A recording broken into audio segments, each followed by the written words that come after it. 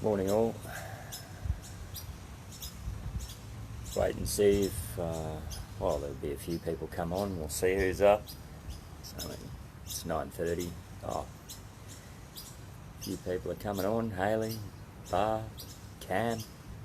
Excellent.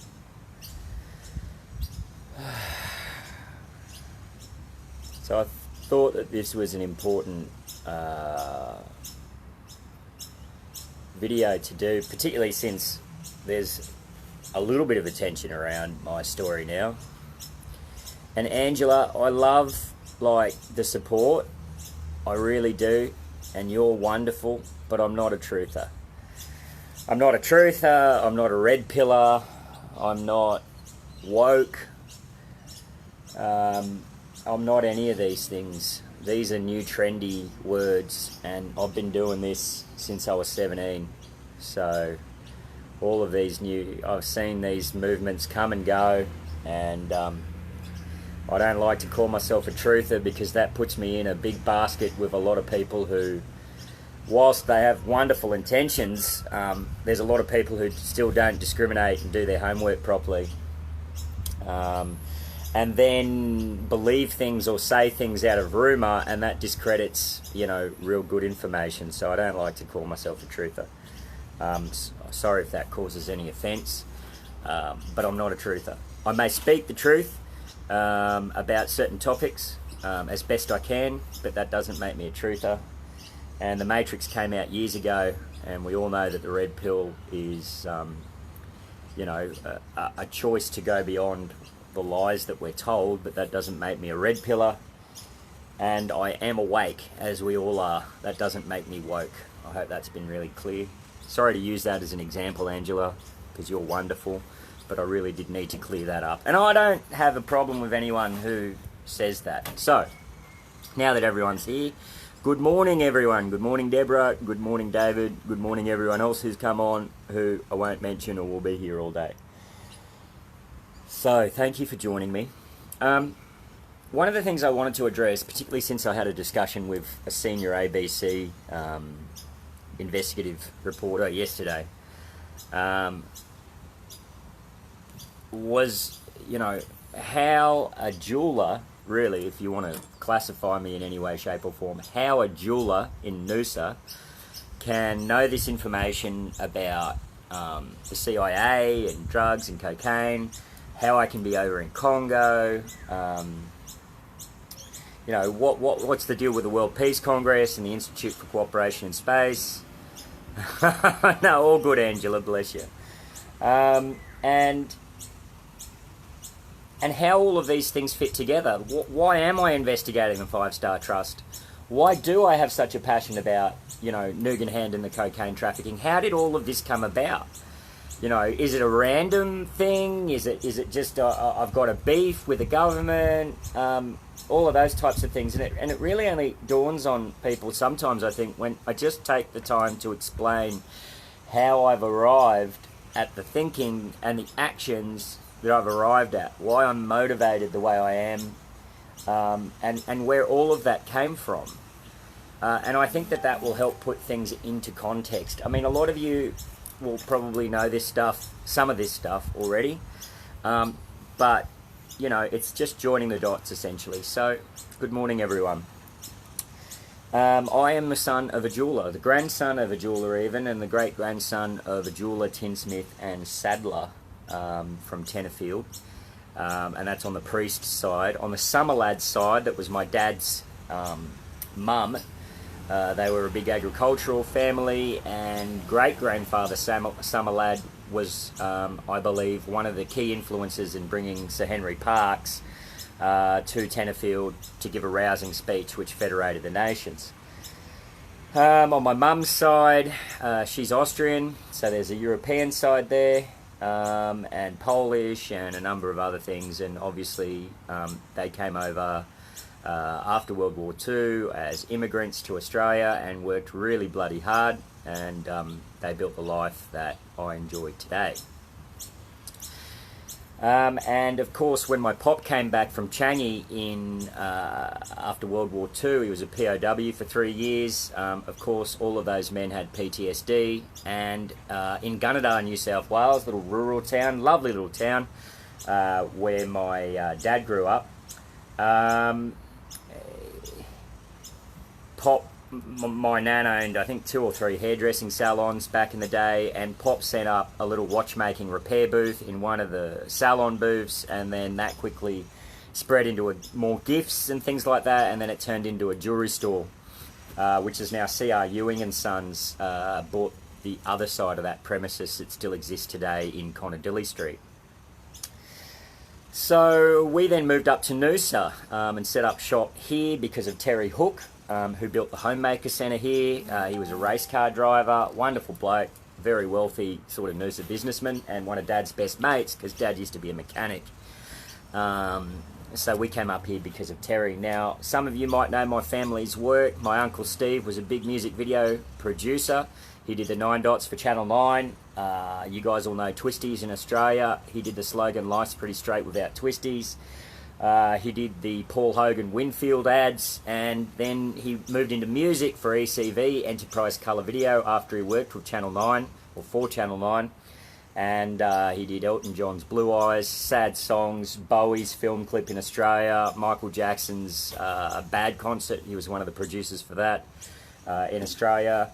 And literally hundreds of hours of music video for Ice House and Duran Duran and all of that. So that's where it began for me in thinking big.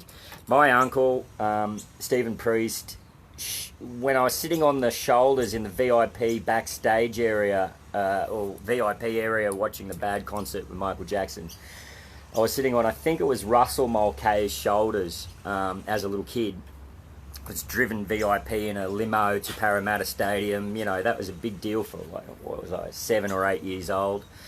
And I remember I got car sick, as I did as a little kid, and had to have a bit of a hurl out the back of the limo. And outside of the limo, that is, the limo pulled over, there was no hurl in the limo. And then I was sitting on Russell Mulcahy's shoulders, and I think Russell did the Highlander films with Christopher Lambert. You know, I am immortal, I have inside me blood of kings, and that was... And I'd like to, as long as he doesn't mind, welcome King Fabrice Zombie of Suku. We have esteemed company here on the feed this morning. Welcome, King. It is such a deep pleasure and honour for we as Australians to be creating a good and wholesome relationship with your wonderful people in Congo. And I seek to represent our country and our nation in the best way possible, that we can collaborate and cooperate for the enrichment of both nations. G'day, Randy. And I'd like to thank Randall Mass, who's just come on as well, for making this happen. Randy, I don't want to share too much about his background, but he is former White House, incredible human being, super talented, in fact one of the most talented human beings I've ever met. And he really opened up the network for me to be able to be where I am in Congo. So thank you, Randy. If you wanted to talk about more about that one day, we can do a separate live feed, and perhaps when I'm in Congo, provided that it's kosher and etiquette, we can bring the esteemed King of Suku onto the feed as well. So we want to make the world right today. There's been a lot of concern, I think, around me, and this is why I'm doing a backstory, just to bring things back, and then I'll go back into Stephen and what he represented to me. I think a lot of people think I'm extreme. I think some people might even think that I'm dangerous, and I think that just comes from misunderstanding me. And so this morning I thought that it was really important not to rush, because the story's so vast and there's so many different things we can focus on, that it can, I can sometimes feel rushed to explain the whole process and what it all means and how I arrived where I am today. So, coming back to my uncle, he was a massive music video producer, sitting on the shoulders of Russell Mulcahy, who did the Highlander films that were like my favourite films for my brother and I as kids.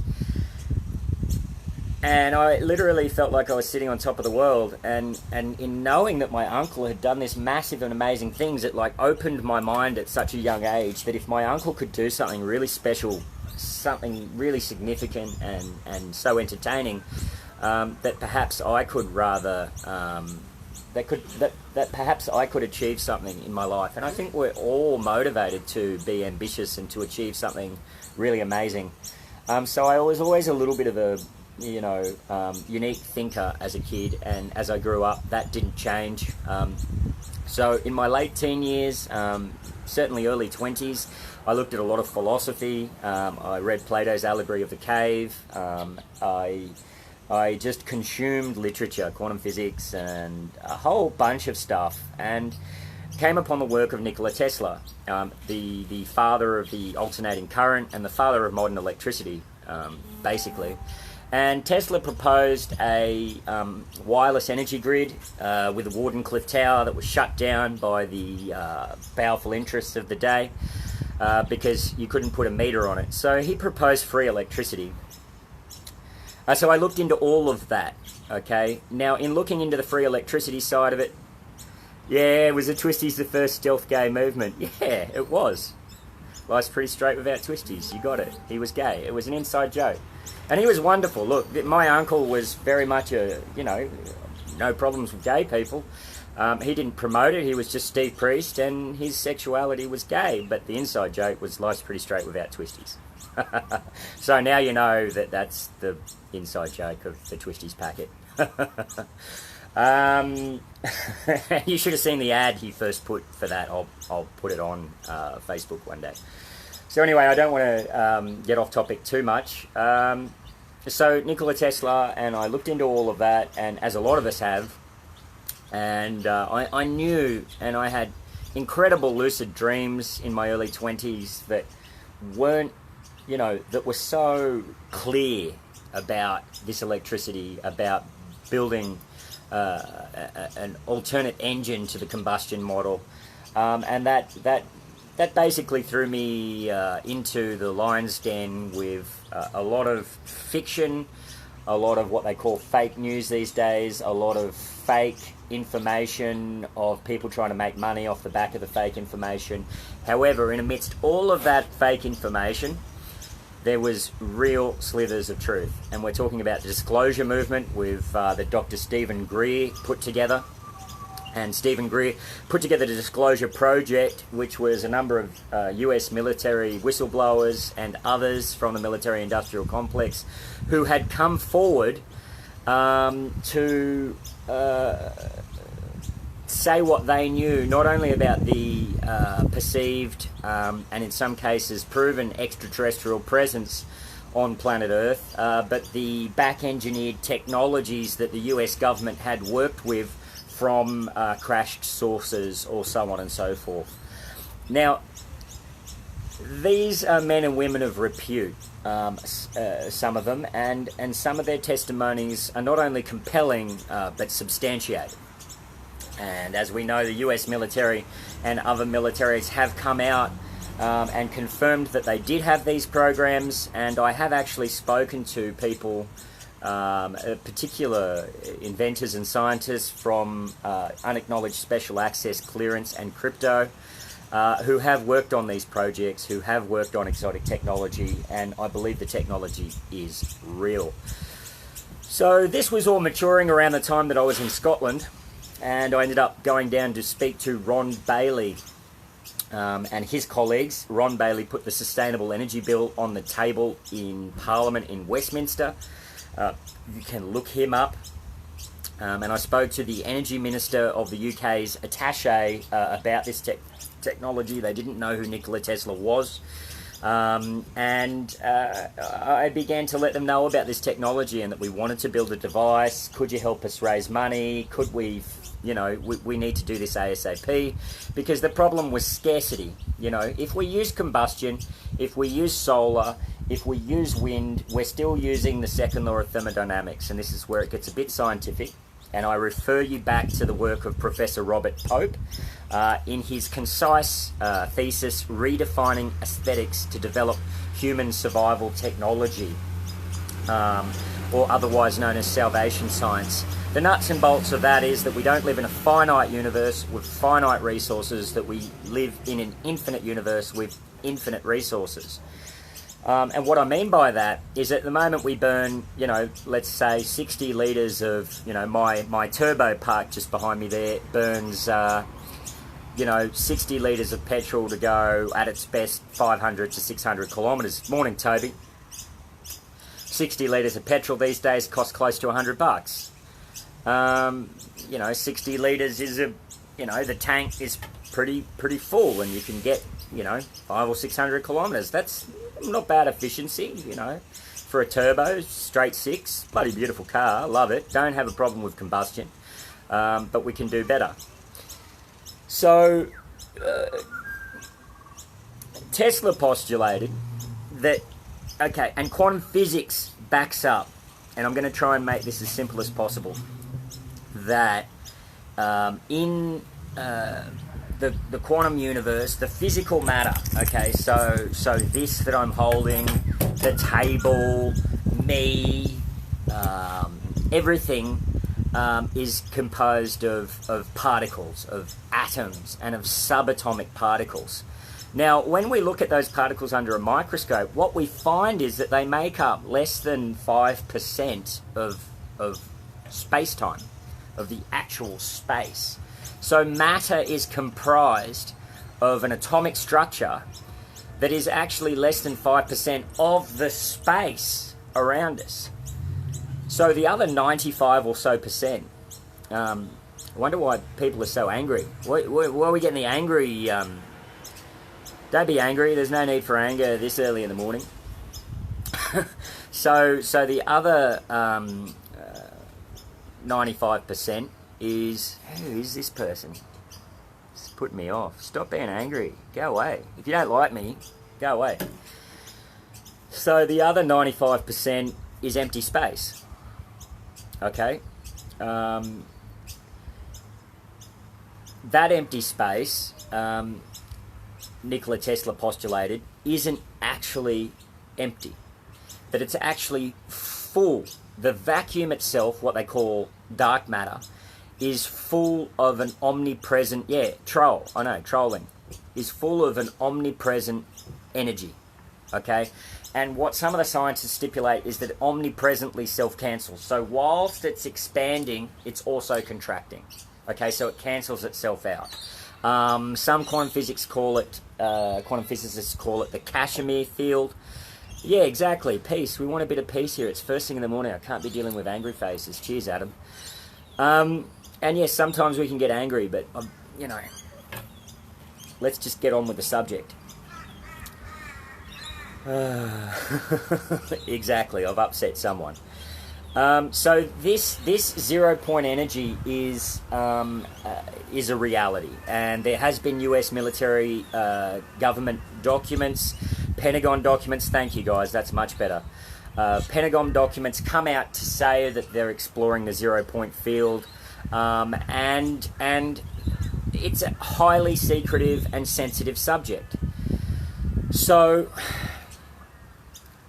I looked at that, and my whole goal was that, if we have this technology, if the US government and others, and I've spoken to people in this world when I work for the Institute for Security and Cooperation in Outer Space, and now this sums it up, ladies and gentlemen. My mentor was Dr. Carol Sue Rosen. Wonderful, beautiful woman. Now, she was one of the witnesses for one of the people who gave testimony at the Disclosure Project. And you can watch the Disclosure Project on YouTube for yourself. Okay? So Carol and I became close friends. I still speak to Carol today, and I think she's one of the most educated women that I've ever met. She was the first female corporate manager of an aerospace company, and the highest paid woman in the aerospace industry back in the day. That company was Fairchild Industries, so she knew a bit. Now, she was the protege of Werner von Braun, the father of space. He built the Apollo rockets. He was brought over from Nazi Germany in Operation Paperclip. And he stopped building V2 rockets for the Germans and started building space rockets for the US. Now, whether or not we believe the official narrative of walking on the moon and so on and so forth, I think is not important here, okay? We had Edgar Mitchell on the board as well, who holds the longest moonwalk, before he passed away, and we had Sir Arthur C. Clarke as our honorary chair on the Institute for Security and Cooperation in Outer Space. What I'm getting at is that before von Braun died, he told Carroll, we could, in the military-industrial complex, he was aware of technology where we could have had cars that hovered above the ground in the 50s. In the 50s! Okay, let's have a think about that. And this has always blown my mind. Here we are in 2018, and we have combustion technology, fossil fuel technology, where it's as simple as creating an explosion in a cylinder, which pushes a piston, which turns a rotor, which, turns some wheels. In a very, very rudimentary explanation. But that's essentially how it works. Some explosions, pistons, boom, we have momentum. Okay? Oh yeah, I will check on the settings, Adam. All good. I'm happy. Thank you for dealing with that earlier. And then with wind turbines, we have wind, spins a turbine, turns a generator, creates electricity. With even something as sophisticated as nuclear energy, all we have is a uranium rod or similar that creates heat, that heats water, that turns to steam, that spins a turbine. All we have with coal is coal that's burning, that creates heat, that burns water, that creates steam, which spins a turbine. So we always have this equal and opposite reaction, this second law of thermodynamics happening. And so we haven't really progressed past the steam train, to be perfectly honest. We have far more sophisticated technology, but we're still utilising the exact same principles that the bloody steam train used. Okay? So we haven't really made a considerable technological progress since the steam train. And that's fact. So when I hear that Werner von Braun, out of his own mouth, not internet hearsay, not I heard it on the internet, no. Werner von Braun told Carroll, Carroll told me. That's it. And of course, Carroll says it on the Disclosure Project as well, and you can watch that. So, it makes sense that this technology is being hidden in the military-industrial complex in the security clearance chain of apparatus. And when you think about it, there's so many levels, vast levels of the security clearance, and nuclear technology sits pretty low down. So if nuclear weapons sit low down, what the hell is sitting all the way up there? So it stands to reason that there has been, in an infinite universe, an extraterrestrial phenomena. We can't empirically and factually say that what that is from a commercial perspective. There does appear to have been technology transfer from extraterrestrial craft to the US government and others, and that technology represents a cornucopia of solutions for humanity. So I began in Scotland to look for ways to finance inventors that have come out from crypto clearance, or for other individuals that have proof of principle for over Unity technology, because I just thought, let's build one of these things. Let's build one. So then I got involved with a group who kept saying, yes, we'll finance you, the money's on the way, it's coming next week. Next week came, no money. Oh no, G just has to speak to C, that has to speak to E, and then the money's coming, it's going to be available in a few days. And then the money was going to be available in a few days. And everyone believed all the time, actually, there's this phenomena where all of these investors believe, time and time again, that next week is going to be the big week where all of this money comes. And then it's another month. And then it's definitely that month. And so it's like all these guys chasing the end of the rainbow. So the rainbow keeps getting further away, but they're convinced that the pot of gold is at the end of the rainbow. And it took me a while as a young 20-year-old to finally call bullshit and go, well, this money is delusional and I'm sick of being disappointed because I'm letting down people who I'm giving promises to about this money. So then I met people in bank-to-bank transactions, MTN, a former CIA guy in Knightsbridge in London, and began to learn a little bit. That this money was part of the money from what's called the collateral accounts. Now we've gone from the technology subject to the money subject. Why? Because my job, I'm not a technical guy. I can't build an engine. I can't build a zero-point energy device. I'm a management type of organising entrepreneurial guy. I put the pieces together and try and provide the resources that the skilled people can do their job in a more secure environment to be able to create the objective or goal that we're looking for, a simple business template. You can do it with anything. I just wanted to do it with zero-point energy. So I needed to find the money. And what I found was that the money, the big money, the on-balance money was tied up with the Freemasons and the investors who had the money because they were part of the Power Club. Now, the Power Club, some of them know all about this technology, and the moment they make a few inquiries into investing in people like me or others, they will never finance you. They will never finance you, me, or others because this technology is a threat to their existence. Because the way they maintain power is by having control over all of the natural resources based on the premise of scarcity. That if there's only so many resources and they control them all, they keep the power, and so they can continue to monopolise humanity. That's how it works in a nutshell. So there was no way that these guys, anyone who had money, was going to give me money. So I kept speaking to these other guys who were obviously relying on the collateral accounts. Now, the way that the collateral accounts kept themselves secret for so long is that all of the people who were aware of them kept thinking that it was going to be them to get the money at the end of the rainbow. And that never happened. So I began asking questions. I began looking into this money. I began finding documents about this money. I began seeing that this money had a history, that it was very real, but all of this money existed off balance. So it wasn't on the books of the global economy. Okay, in RBS Global, there's these certain caveats called Chinese walls, where you need border crossing permission to be able to access certain accounts. And so the intelligence community back in the day, to cover their own black projects and arses, worked with the banks to set up a similar secret apparatus that exists for information in the intelligence community in the banking community. So the banking financial community works tandem and parallel and side by side the intelligence community.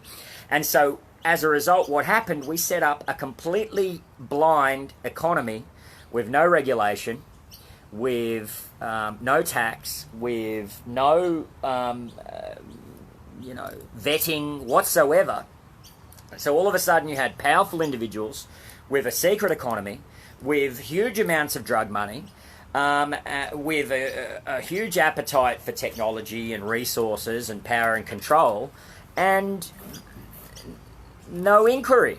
And so it grew and it compounded and it grew and it compounded and it grew and it compounded. I don't know if anyone's having trouble. I don't think they are. And so all of a sudden there's all this money. Now, some of the people who begin to learn about it, no accountability, thank you, Adam, at all. They're kept close by being told, oh, we'll give you some of it. And then it never quite happens, but out of gold fever, these people keep believing it's going to happen, that they're the special saviour of humanity, and a lot of people have invested into these people and burned a lot of money because nobody is going to get access to the collateral accounts without holding those responsible for forming the collateral accounts accountable. And in a large case, that is the CIA in its current form because of the five-star trust, the cocaine and heroin trafficking. This was where the collateral accounts very much gained structure, and some of those collateral accounts existed in the Nugan Bank in Australia. So we were starting to see how I arrived at this investigation into Nugan and my sheer frustration at getting justice around Nugan and observation and accountability onto the collateral accounts. Okay, meanwhile, I'm still not a jeweler. I just worked for the Institute for Cooperation in Space. I supported myself by working 60 hours a week in the UK, landscaping, that's why my back is fucked, and at night I was working at a 5-star restaurant. And by night after that, I was working on my computer trying to set up a sustainable energy business to finance 0 Point Energy. So no one's special. I just had an idea and have been following it through because of information that I was given by incredible people like Werner von Braun. Yeah, sorry, Damon, that's a bird in Australia, mate. There's not a lot I can do about that. Yeah, so here we are sort of at this current juncture, and I've tried a lot of things to you know, try and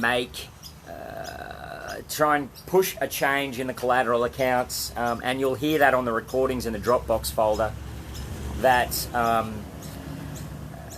I have pushed hard. And in fact, at the height of my negotiations, when Lord David James of Blackheath initially came out on the media and he started discussing the collateral accounts, I was blown away. I was like, here we have a member of the House of Lords discussing the collateral accounts. Holy shit. And he talked about a Foundation X, right? I was like, okay, Lord James, good luck with this one. This is going to be interesting. So I called him. And he said, yes, and he chuckled a bit. And he said, oh, you know, I don't need... I said, well, you're probably going to want to speak to me in a week. So how about I call you back in a week? Because he was convinced that this would be easy and no dramas. So I called him back in a week and he said, oh, thank God for calling. I have been so frustrated by all of this. Nobody's giving me straight answers. And the same nonsense I'd been through for, you know, several years trying to get to the bottom of it. And he also came out in the House of Lords talking about these collateral accounts. And what we know is that when there were 3x5 trillion SWIFTs from the Federal Reserve to JP Morgan to RBS Global, $15 trillion. Whether it was real money or not, it doesn't matter. What remains as a fact is that this was a transaction that was on real SWIFT notes of real banks. And that those banks were sitting with the money. We were told that President Barack Obama was coming to meet David Cameron before the media announced it, and that was Marlon McCall that told us that. You'll note his visa in the Dropbox accounts, his US visa. He was a CIA agent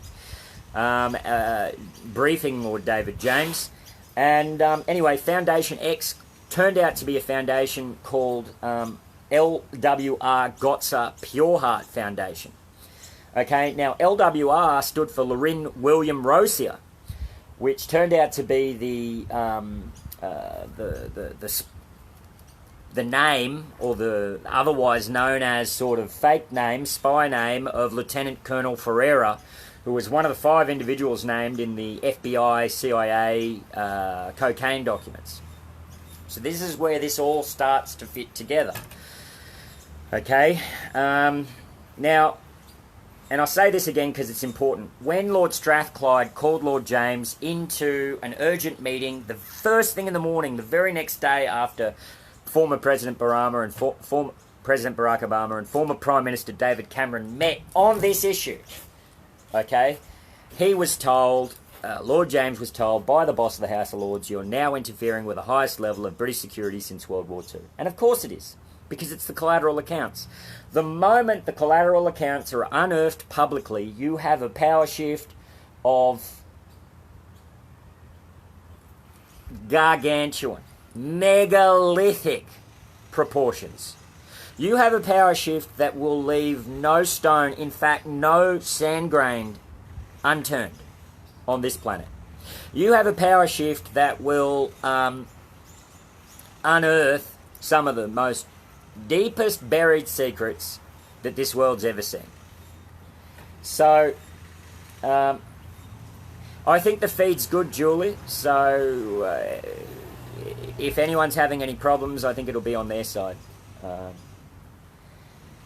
So, this is an important subject for that reason.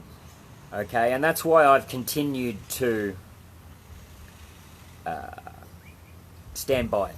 So then I moved, at the time that all of this got really heavy.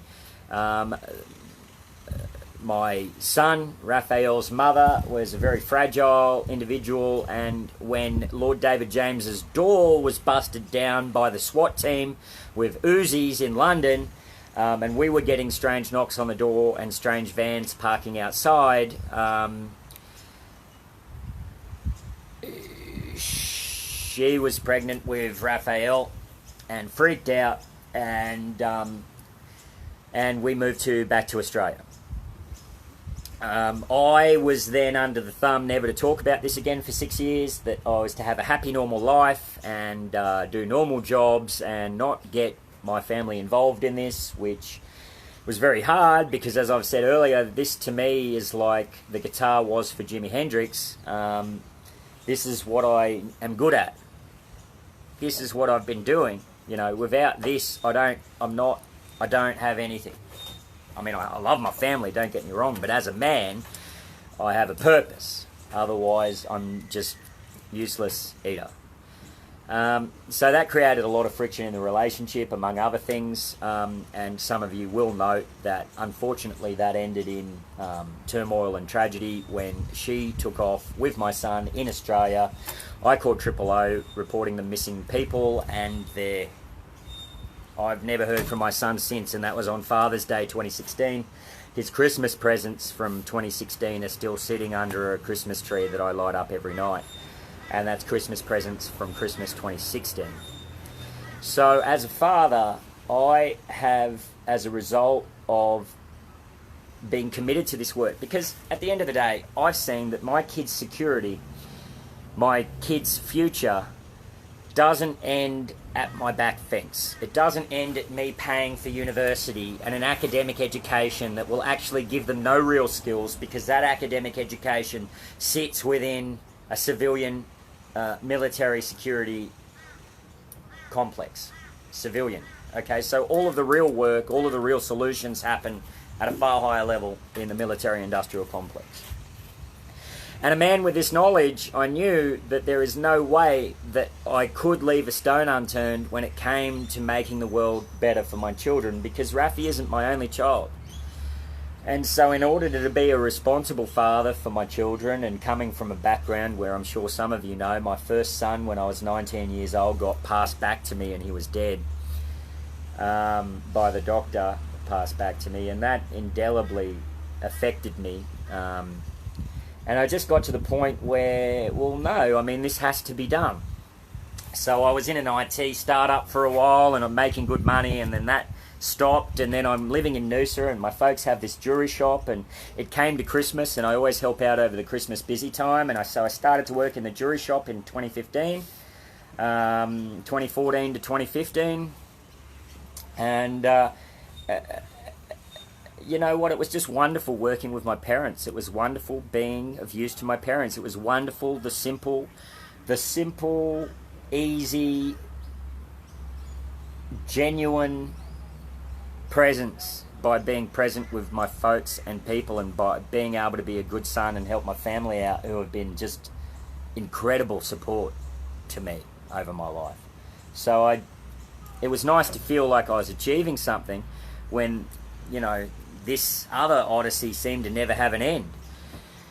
So I then took over some of my mum's hours because I wanted to give her some retirement, and then I started working more in the jewelry store, and then I started learning about diamonds and really strangely appreciating diamonds. I'd never had an appreciation for, you know, fine gems before, and I started to see how they were a symbol, and they were a beautiful symbol. And then I read, I don't know whether it was in National Geographic or somewhere, I think it was National Geographic. I bought the National Geographic on the return from a big jewellery conference in the Sydney airport. And it was talking about fair trade diamonds. And that it's never been done. And that the Kimberley process, which was set up to protect the industry from people paying for diamonds that were financing conflict and rebel militias. So the Kimberley process was set up to prevent diamond money flowing into armed conflict, essentially. But what the Kimberley process hasn't done at all is remove slave labour from the diamond industry. So at the moment, today, you could have a jewellery store sitting in the high street or, you know, in a high-end jewellery store in Sydney, and that diamond could have come from an environment where a man was getting paid, or possibly even a child or a woman was getting paid $1 a day. Okay, now they can be pulling 30, 40 carat diamonds out of the ground, and a 40 carat diamond once cut could be worth a few million. You know, one stone worth a few million. And these guys are getting paid $1 a day. I was like, oh, another bigger bloody job. I can't just not address this. Well, they're not blood diamonds anymore unless you're trading diamonds without a Kimberley certificate. And this is really important. Blood diamonds are only diamonds traded without a Kimberley certificate that finance rebels and militia. But you can have a Kimberley certificate from a mine where these workers are only on $1 a day. Okay, and they don't mind $1 a day. That's the thing, they're beautiful people. It's a job for them. So if they get their $1 a day, they can buy their food or whatever it is and make as much as they need each week with all of the family that are working at the mine to actually just survive. Barely, but survive. The conditions are horrible in a lot of cases. The work is hard, but they've got, you know, angry faces probably because of the subject I'm talking about. It, you know, it's not good. However, and it's not so much it's not the Congolese fault, it's not the Africans' fault per se, it's just how the West has come in. Because at the end of the day, what we need to understand is that the West came in to monopolise African resources. You know, the first time someone stood up for the Congo, after it shook itself off of European rule of that started with King Leopold and the Belgians, and in the Republic of Congo, French Congo, and they became independent, Patrice Lumumba, the Prime Minister, stood up and he went, right, we are going to have an Africa, we're going to have a Congo for the Congolese. Okay, he said Congo is ours, the resources are ours, we're going to sell them and we're going to enrich our nation. That was Patrice Lumumba. And you will note, this is how it connects, that the name Patrice Lumumba is mentioned in the five-star trust documents that mention Lieutenant Colonel Ferreira. Now, Lieutenant Colonel Ferreira was pulled off the Patrice Lumumba assassination job to work on the five-star trust. You see how all this is starting to connect? How even my little humble life working at the jewellery store with the diamonds and my motivation to get a fair trade diamond connects to Congo to create a sustainable, ethical blockchain diamond supply chain where we're cutting the fat and the greed out of the diamond supply, and we are reinvesting that into the actual villages to have a better lifestyle. I'm not saying we're not going to make money. We're going to make a ton of money.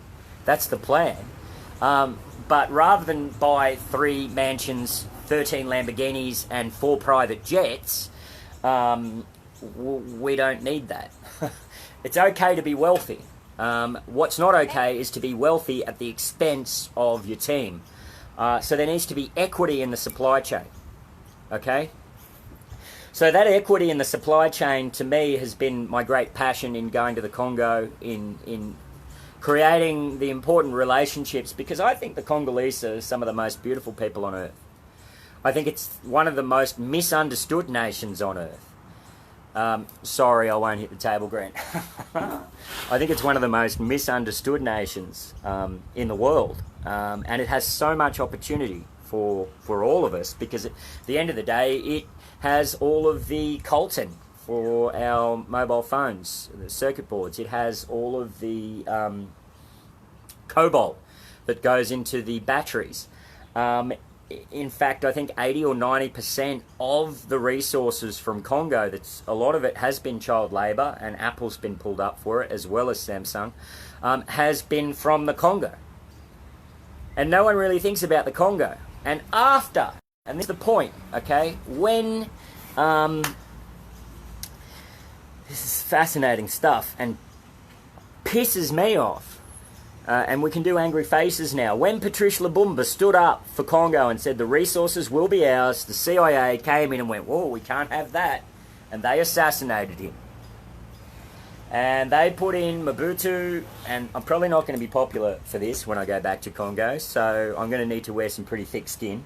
But they put in Mobutu, who it became Zaire, and America grew fat, and the other nations grew fat, and then Kabila came, Kabila's father.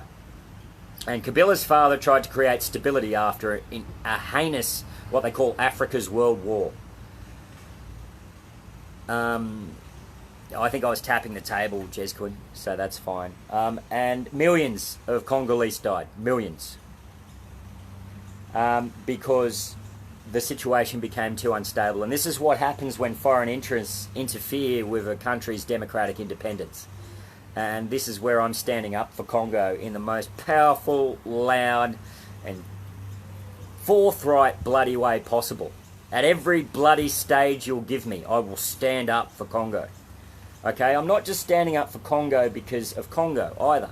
I'm standing up for Congo because if we gave these people a chance, it would ignite a fire around the African continent in trade that would literally transform the Congo. Without the need for collateral accounts, without the need for fancy technology, if you did blockchain resources, transparent blockchain trading of commodities, starting with Congo and spreading into the other African countries, the African continent would become the most powerful continent on Earth within a decade, if started today.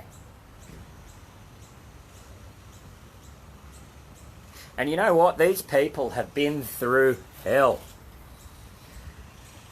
And they'll still be the first to shake your hand and smile even when you're a white guy. And they don't ask for much.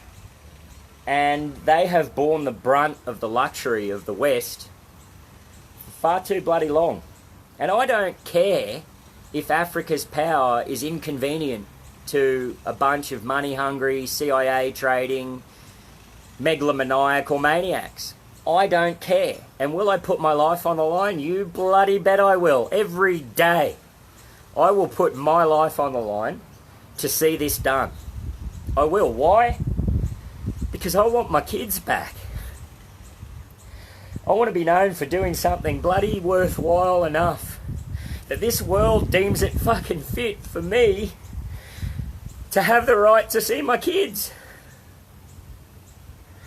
For me to be doing something significant enough that I could actually just help some people in the Congo. Since Alois at the World Peace Congress, when I spoke for the Institute for Security and Cooperation in Outer Space, I met a man by the name of Alois Makuli Goma.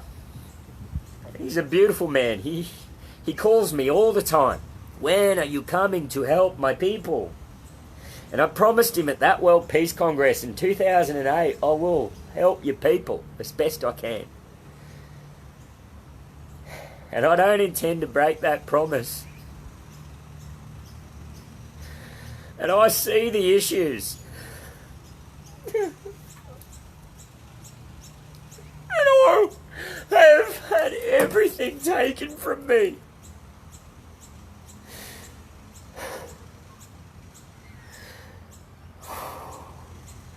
I have been fucking bad-mouthed, put down, attacked, discredited, and had the little babies that I love the most taken because I have been called mentally ill for just believing this factual information.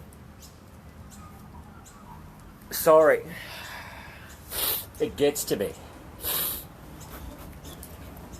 And you know what? That's just more fuel for me to continue to move forward. Because I know that I'm bloody right.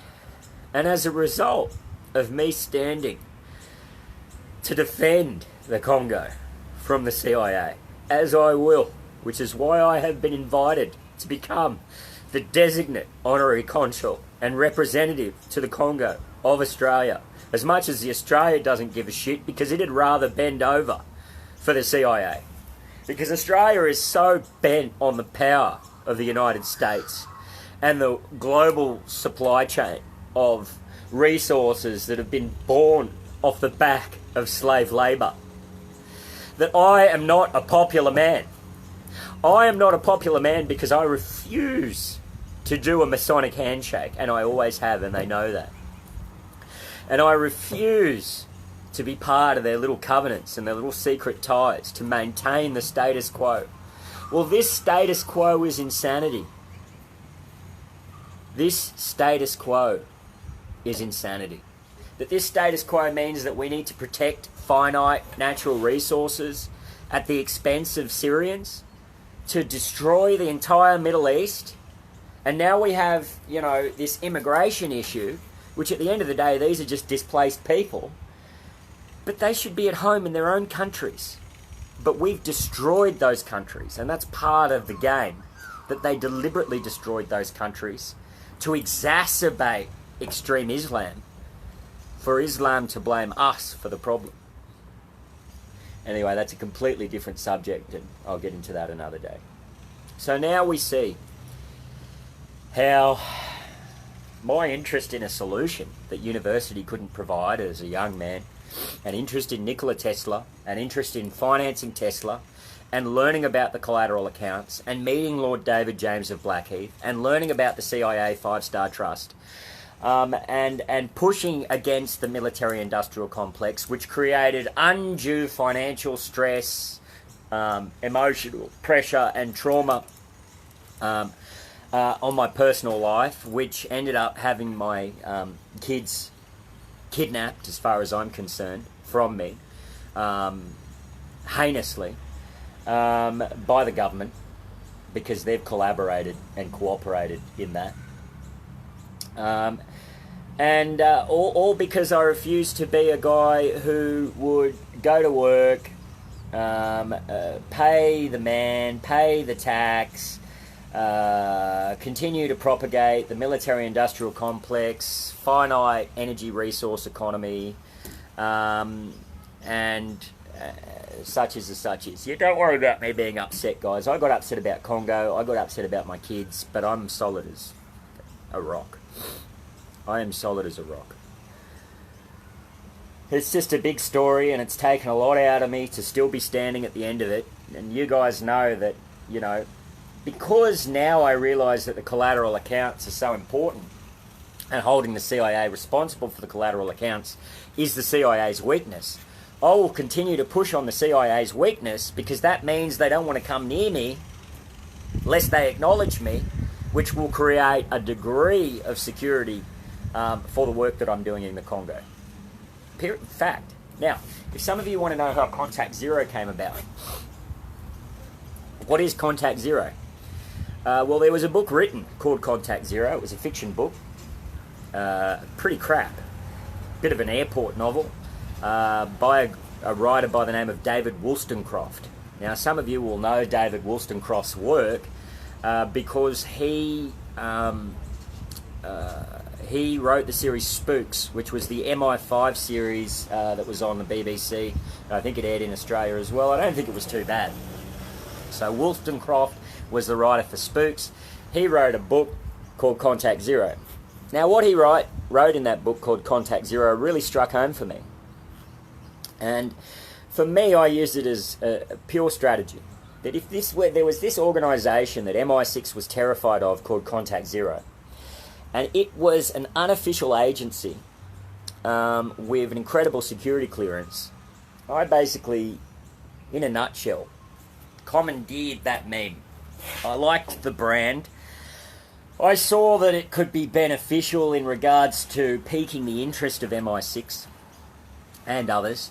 And I saw that if Contact Zero, the actual agency, if there even is one anymore, was so bloody tough and so beneficial, sorry for shaking the table again, that they would have actually done something significant by way of a solution by now. Okay? They haven't. So the way I saw it at the time, because I'd had an experience, and I can't share too much about that, with an MI6 officer, and I saw that Contact Zero wasn't even helping her I completely commandeered the Contact Zero meme. I challenged the actual Contact Zero to, to the title in London during a pretty serious operation that involved me slamming on the secret back door of MI6 in Vauxhall Cross. That involved me slamming the Joint Intelligence Committee when they didn't, respond to the information I had on file. Cheers, Damon. And so I rightfully, I believed in my own mind, and that was all that mattered to me, commandeered Contact Zero. And that was street. That was street. If they didn't want to show up to the fight, they wanted to behave like a bunch of pussies. I'm an Aussie. You guys are playing pizza parties with your little whisper. Sorry, that's mine now. It's my title. If you want it, come and get it. And that's how I've seen it. So I started to just all my emails, my branding, my documents. It's street. It's artist. It's like any artist, and I do a little bit of hip hop too. Sly cat on rails while I was rapping about coat tails never fails to amaze me. Camera, big brother, crazy. Citizens in a haze, gazing and grazing on fodder for the economy. Meanwhile, sly cats get tricked up while dudes be getting lobotomies because of a dichotomy on people's beliefs. People robbing graves like thieves. Lies and deceit, you got cops on the beat, become weak. Can't spot the real criminal from the man on the street. And people be afraid to meet, least they be terrorized by White House monkey lies of literacy, penalized for 9/11 crimes and conspiracy. So now as a Muslim or Arab who stands right, paying for ignorance delivered by thermite to building 7 that was leveled to rubble.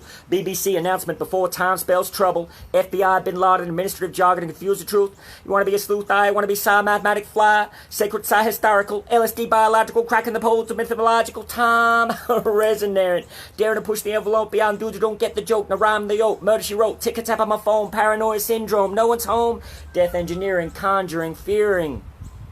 You want to be a hero like Contact Zero, spy myth down the corridors of MI6, turning tricks like water to wine. My crime is I'm free. Now I teach prophecy, salvation signs come democracy. And it goes on. So I rap. So it was in the rap and the hip-hop and the music and the art that Contact Zero got a little bit of a Grex. I started to rap about it. And in rap and hip-hop, you challenge, it's street.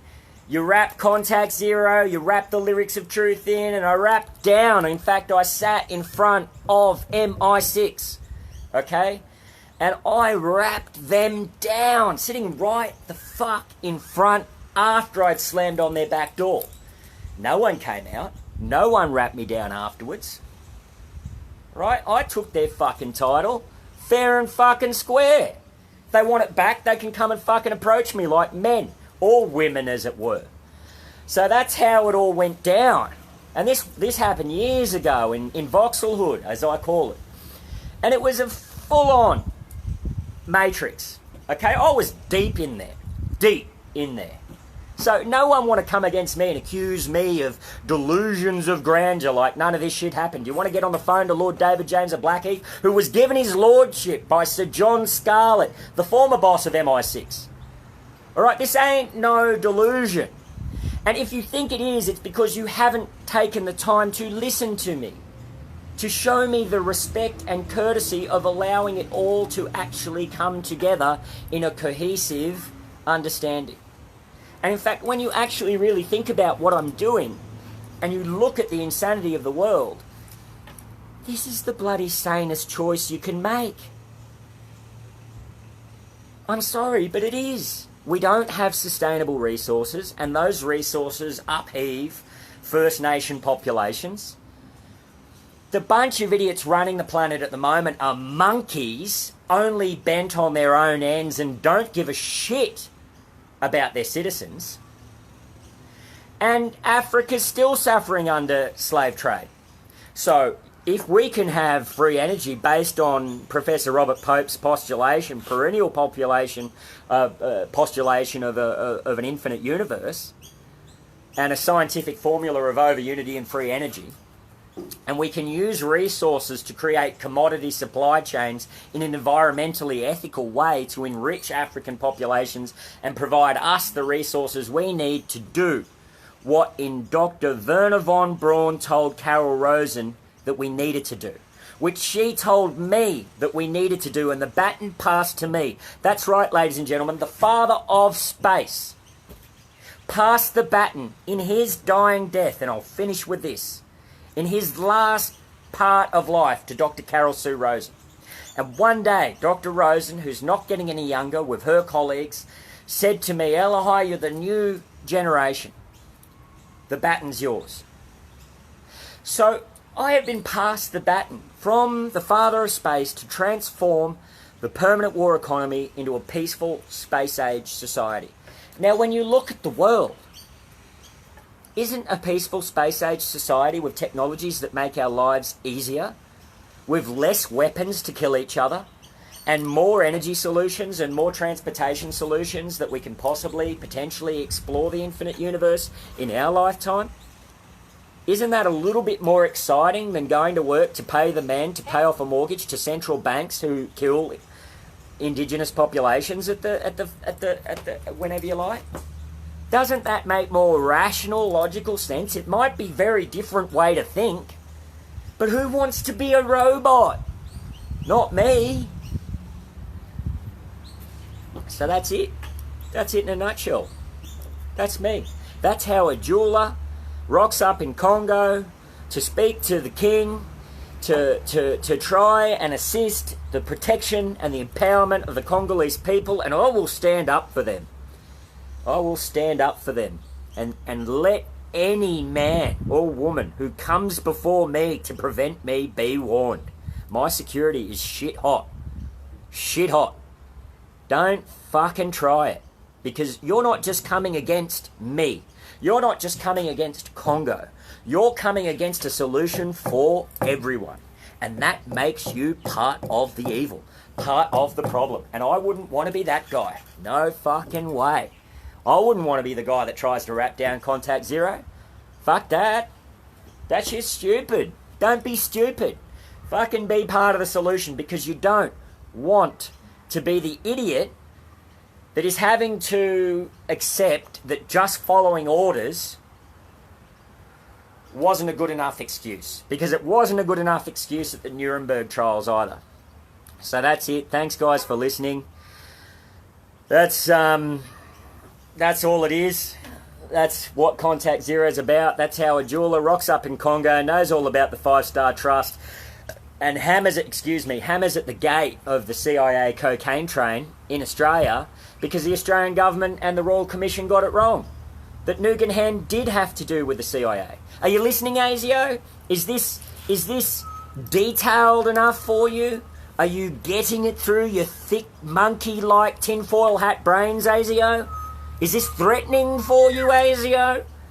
Okay, you little girls. I mean that in the soft, sensitive, no balls, lack of testosterone, Aussie way. Not in the way that women are incredibly amazing creatures. Of course, you understand that. You've got to be careful these days with the political correct feminist train. So that's it. Maybe I'll have 5 minutes, 10 minutes of questions. I think that's good to slow it all down a bit, because I've been going for a while now, and I appreciate that everyone's been watching. G'day, Chris Kenosis. Chris has the keys to Roslyn Chapel, ladies and gentlemen. If anyone's ever in Scotland, and that's something I haven't explained, there was a beautiful initiation that happened in Roslyn Chapel that involved the signing of a book in Roslyn Castle with a mandolin in the back room. And that has a little bit to do with Contact Zero as well. I won't explain it today, but if anyone wants to go on a wonderful tour of Roslyn Chapel and the whole Roslyn environment to see the real Grail sciences and the story behind the mythos of the Templars and the Scottish spiritual Gnostic translation, look up Chris Kenosis. And amazing guy, full of a wealth of knowledge, and he runs Eden Tours. And Roslyn to me is a homeland, it's a heartbeat, and gave me an incredible strength to be the guy I am today. I rap about Roslyn as well. And check out Chris Kenosis and Eden Tours if you're ever in Scotland, or you actually want to see Scotland and Edinburgh and Roslyn Chapel. Chris Kenosis, Eden Tours. Thank you. G'day, Les, you're a legend.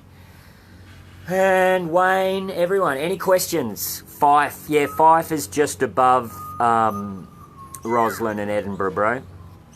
Anyone else? Any questions? I'll wait 30 seconds to see if there are any about what I've just said. The establishment bloodlines need taking out. Yeah, and lawfully. There needs to be a war crimes tribunal, just like what Nelson Mandela did after apartheid, a truth amnesty. And that's what I've got Truth Amnesty on the Contact Zero website for. So that's basically a bunch of auto-followers coming forward and grassing on their evil superiors, what they know in exchange for amnesty, and what they're offering humanity is a chance to move forward. It's not rocket science. You know, and these people shouldn't just go to jail. They should wear GPS collars on their ankles, because there needs to be some punishment to some of the people that were in the road, and start to rebuild the war-torn countries that they've blown up. Eliahi, is there a way to start dislodging the Freemasons from control of our government? They're on both sides. Yeah, I think there is, and that's by unearthing the collateral accounts. What's it say here?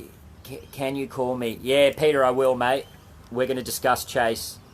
Little Chase has been kidnapped by the Australian government from his loving family, and that's what the Australian government does. They kidnap children.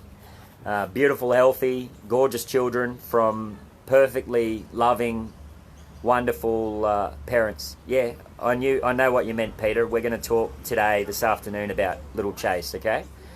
Because Chase needs his mum and dad, period. And the fact that people have... I can't go into it on a live, as you know.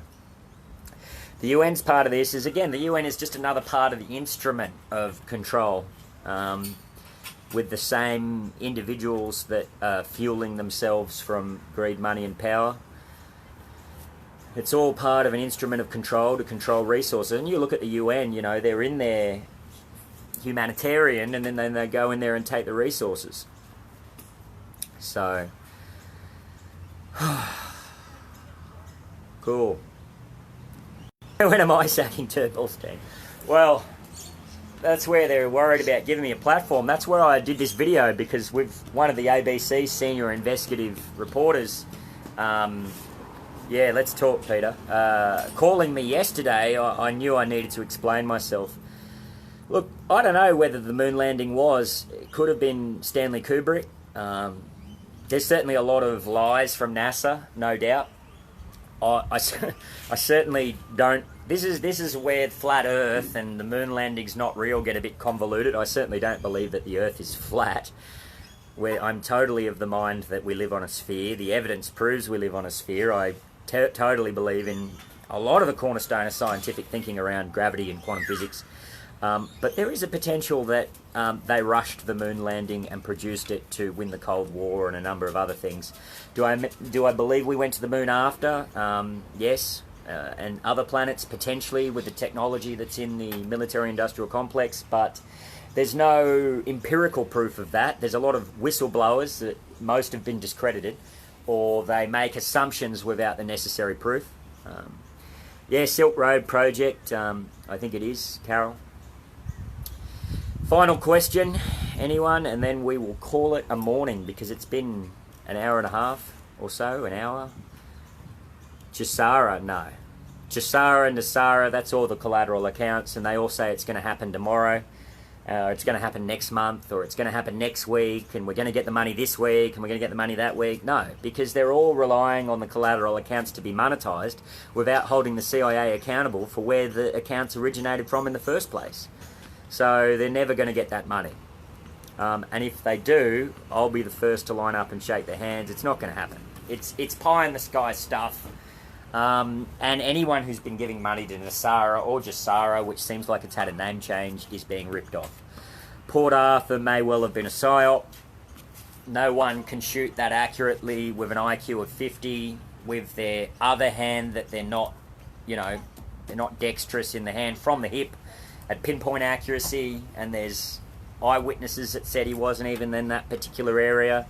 So no, I mean, I can't say either way, and I never will, without, you know, but the circumstantial and evidence cross-correlated looks like Port Arthur was a psyop. Yeah. Will England win the World Cup? I don't know, mate. The Scottish will probably say we hope not. So this is it, guys. Thanks very much. Brendan, we'll chat very soon. Thanks for your patience. Randy, I love you, mate, and I'd like to do a big shout out to Randall Mass. He's one of the most incredible men I've ever met, and he deserves incredible justice and acclaim from speaking up and out about what needs to happen in the military-industrial complex, and he's an incredibly brave man. And I'm sure all of you will know a little bit more of his story as this begins to, or continues to, open up.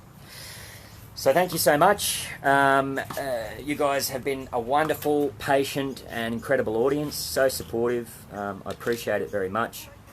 I will speak again, and I'd encourage you all to share this with your friends and family who want to know who I am. It's been the most comprehensive debrief to date about my life, and I appreciate you all for listening. It means a lot to me. As you can see, I can get quite emotional about it from time to time, but thanks to an incredible lady named Elle Shepherd, I am the strong and capable man I am today. She picked me up out of a dark place and put me back on my feet, and has enabled me to walk this path unflinchingly, and for that she is the most rock solid woman, an incredible example for all women that I've ever met. And I love you, Elle. Thank you. And my folks, for all your support over the years. I won't let you down, and I look forward to showing you the fruits of all our labour in Congo as the year progresses. Thank you all. Lots of love, and we'll leave it at that. Peace.